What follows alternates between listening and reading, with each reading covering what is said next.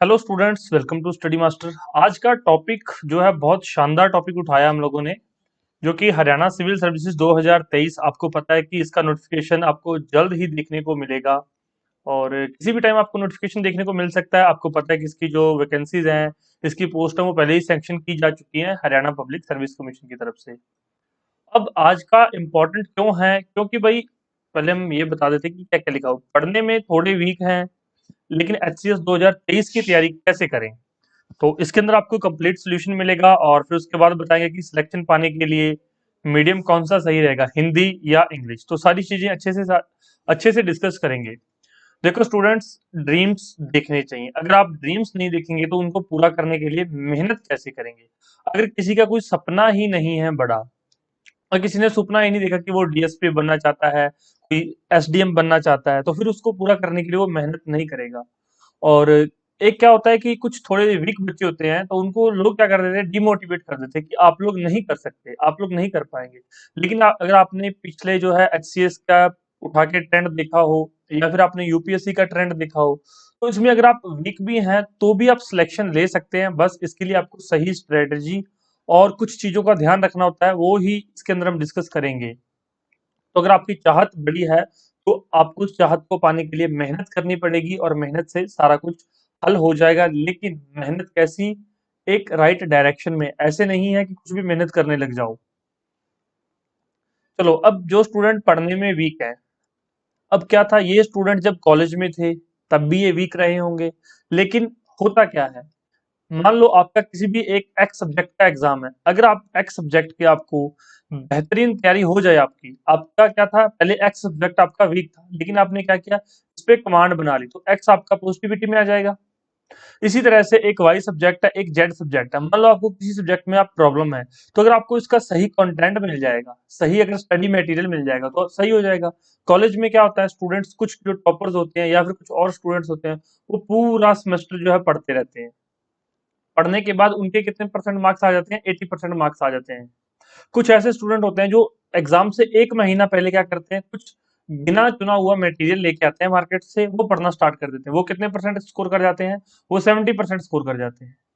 और कुछ ऐसे होते हैं जो 2 या 3 दिन पहले स्टडी मटेरियल या कुछ कंटेंट लेके आते हैं, वो कितने 33 से लेकर 40% तक वो भी स्कोर कर लेते हैं। तो हमें इस 30-40% में नहीं आना है, हमें 80 वाली परसेंटेज में भी नहीं जाना है। हमें क्या करना है, 70% वाले में आना है, कि हमारे पास एक अच्छा सा कंटेंट हो और वो पढ़ के हमारा जो एग्जाम क्लियर हो जाए। बस हमें इतना है, हम पढ़ने में वीक थे, हमें पता है, लेकिन हमें अगर सही चीज मिल जाए, हम मेहनत करने से पीछे नहीं हटेंगे, हम कर सकते हैं। तो अगर आप एचसीएस की तैयारी करना चाहते हैं, अगर आपने पहले ग्रेजुएशन की हुई है, बहुत अच्छी बात है। अगर ग्रेजुएशन कर रहे हैं तो साथ साथ भी आप तैयारी कर सकते हैं। अब इसमें एक और आपका जो है, ये तो मैंने बता दिया कि वीकनेस जो है वो दूर हो जाती है किस तरह से। अगर सही कंटेंट मिल जाए पढ़ने के लिए, तो बच्चा जब उसने सोच लिया कि उसने एसडीएम या डीएसपी बनना है, तो भाई मेहनत तो वो करेगा। लेकिन ऐसा नहीं है कि उसको कोई पकड़ा दे कि भाई तू 6 to 12 एनसीईआरटी पढ़ने बैठ जा। एनसीईआरटी पढ़ते पढ़ते टाइम लग गया, उसको रिवाइज करने का टाइम नहीं मिला। मतलब जो मैं समझाना चाह रहा था आपको, कि एक सब्जेक्ट पे आपको 3 किताबें पकड़ा दी, फिर उसके बाद पेपर में आया, आपने पढ़ी तो 3 की 3 थी, लेकिन याद कुछ नहीं रहा। दूसरी तरफ आपने क्या किया, आपको किसी भी एक सब्जेक्ट के सिर्फ 150 पेज मिल गए, कोई किताब नहीं मिली, लेकिन 150 पेज मिल गए कहीं से, आपने 150 पेज पढ़ लिए। एग्जाम में क्वेश्चन आया, आपने हल कर दिया। क्यों? क्योंकि आपने यहाँ पर सिर्फ 150 पेज पढ़े थे, यहाँ पे 3 किताबें पढ़ के गए, 900 पेज पढ़ के गए, चले गए थे आप एक सब्जेक्ट की, तो भाई याद कहाँ से रहेगा। तो इस तरह से ये मैं आगे डिस्कस करूंगा। तो एचसीएस अगर 2023 आपका टारगेट है, तो आप बिल्कुल सही जगह पे हैं।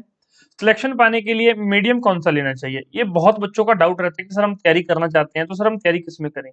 देखो बच्चों, जो प्रीलिम्स का पेपर होता है उसमें आपको कोई टेंशन नहीं है। प्रीलिम्स में पेपर आपका हिंदी में भी होता है एक साइड में, और एक साइड इंग्लिश में होता है। या फिर क्या होता है, पहले क्वेश्चन इंग्लिश में लिखा होता है, साथ में क्वेश्चन नीचे हिंदी में दिया होता है। तो आप किसी भी मीडियम में तैयारी इसकी कर सकते हैं। लेकिन जब आपकी बात आती है मेंस लिखने की, मेंस के अंदर आपको जो है जनरल स्टडीज का पेपर लिखना होता है। वो आपकी मर्जी है, आप लोग इंग्लिश में लिखना चाहें तो फिर आप इंग्लिश मीडियम चूज कर लीजिए। अगर आप हिंदी मीडियम में लिखना चाहते हैं तो आप हिंदी मीडियम चूज कर लीजिए। अब आपके माइंड में आ रहा होगा कि सर मैं ये डिसाइड कैसे करूं कि मुझे हिंदी चूज करना चाहिए या इंग्लिश चूज करना चाहिए। तो बच्चों देखो, आप कोई भी एक टॉपिक उठा के देख लो, आजकल आपको पता है करप्शन का मुद्दा बहुत हाईलाइटेड है। करप्शन का मुद्दा, आप क्या करो, करप्शन उठा के करप्शन लिखने के लिए बैठ जाओ। करप्शन का मुद्दा आप इंग्लिश में भी लिखो, 100 वर्ड्स लिखो इसमें, हिंदी में भी लिखो 100 वर्ड्स। अगर आप बेस्ट लिख पाते हो हिंदी या इंग्लिश में, जिसमें आप बेस्ट लिख पाते हो, जिसमें आप अच्छा सोच पाते हो, तो आपको वही मीडियम आपको रखना चाहिए। इसका कारण क्या है, जब आप मेंस में लिखने बैठते हो ना, तो मेंस में आपका जो इंटरव्यू बहुत अच्छा होता है। क्यों? इंटरव्यू में आपका आमने सामने जो है, फेस टू फेस आप जो भी जवाब दे रहे हो, वो आपकी पर्सनैलिटी देख रहा है, आपको सारी चीजें देख रहा है। लेकिन जब आप मेंस में आंसर लिख रहे हो, तो एग्जामिनर को नहीं पता कि आप कैसे हो, कैसे नहीं हो, आपने क्या मेहनत की है, क्या मेहनत नहीं की।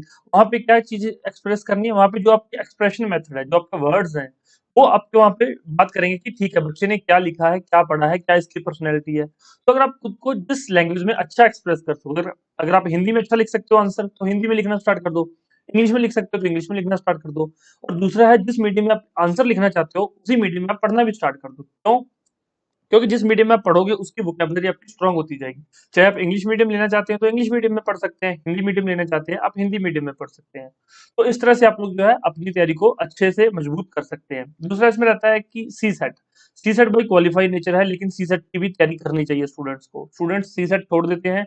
काफी स्टूडेंट्स मैंने देखा है कि सी सेट की तैयारी उन्होंने क्या किया था, सी सेट नहीं तैयारी की, उनका प्रीलिम्स का पेपर क्लियर हो जाता अगर उनका सी सेट क्वालिफाई हो जाता। काफी स्टूडेंट्स मैंने ऐसे देखे हैं, फोन आते हैं, मैसेज आते हैं कि सर मेरा सी सेट में नंबर कम हो गए, जीएस में नंबर तो मेरे काफी अच्छे थे। तो भाई सी सेट को भी नहीं छोड़ना।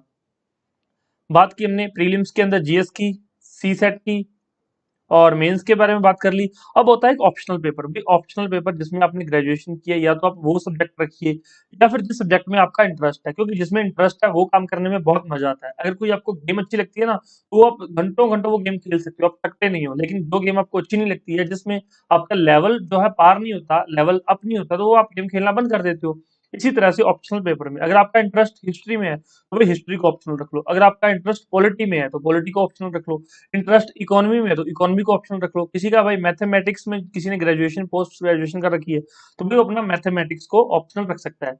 ऑप्शनल के लिए आप अलग से मीडियम चूज कर सकते हो, हिंदी या इंग्लिश, वो आपकी इच्छा है।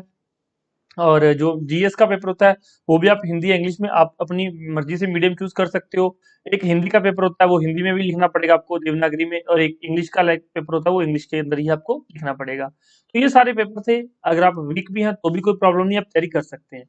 अब देखो, मैंने जो आपको बताया था कि 150 पेज मिल जाए, वो एक एग्जाम्पल था।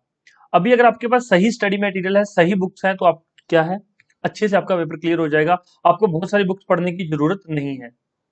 भाई हजारों लाखों स्टूडेंट जो है इस फॉर्मूले से पास कर गए एग्जाम को, सिलेक्शंस ले गए हैं, तो आप भी ले सकते हो। भाई अगर आपको ये स्टडी मटेरियल चाहिए, हम लोग हरियाणा सिविल सर्विसेज के लिए स्पेशल स्टडी मटेरियल 2023 के लिए प्रोवाइड करवा रहे हैं, जिसके अंदर आपको प्रीलिम्स प्लस मेंस का कंप्लीट स्टडी मटेरियल, अगर आपको हार्ड कॉपी में चाहिए तो आपको हार्ड कॉपी में भेज दिया जाएगा। भाई काफी स्टूडेंट्स आजकल ट्रेंड बदल रहा है कि सर हमें हार्ड कॉपी नहीं पढ़नी है, हमें तो अपने फोन या फिर लैपटॉप में पढ़ना है। तो भाई उनको सॉफ्ट कॉपी में भी हम लोग जो है प्रोवाइड करवा देते हैं। तो आपकी इच्छा है, अगर आपको पीडीएफ फॉर्म में चाहिए तो आप पीडीएफ फॉर्म में ले सकते हैं, हार्ड कॉपी में चाहिए तो आप लोग हार्ड कॉपी में भी ले सकते हैं। स्टडी मटेरियल किस तरह से आप लोग ऑनलाइन ऑर्डर कर सकते हैं, व्हाट्सएप पे मैसेज करेंगे 9896160956। इस नंबर पे व्हाट्सएप पे मैसेज करके जो भी इन्फॉर्मेशन लेनी हो आप लोग ले सकते हैं।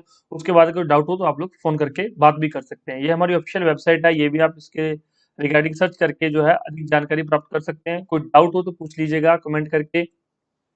पीडीएफ फॉर्म में चाहिए तो आपको पीडीएफ फॉर्म में स्टडी मटेरियल मिल जाएगा, हार्ड कॉपी में चाहिए तो आपको हार्ड कॉपी में भी मिल जाएगा। इसके साथ अगर आपको क्वेश्चन बैंक चाहिए, क्वेश्चन बैंक भी प्रोवाइड हो जाएंगे, नोट्स, एनसीईआरटी, जीस्ट, मतलब जो भी आपका हरियाणा सिविल सर्विसेज 2023 क्लियर करवाने के लिए चाहिए, वो हम आपको यहाँ पर प्रोवाइड करवा देते हैं। और कोई डाउट हो तो अधिक जानकारी के लिए आप लोग हमारे इस व्हाट्सएप नंबर का यूज करके बात कर सकते हैं। कोई डाउट हो तो पूछ लीजिएगा। Thank you so much, take care, bye bye, God bless you all, आपका दिन शुभ रहे। इसके अलावा कोई डाउट बचता है, बेझिझक कमेंट करके पूछिए, आपके कमेंट का रिप्लाई जरूर आएगा। धन्यवाद।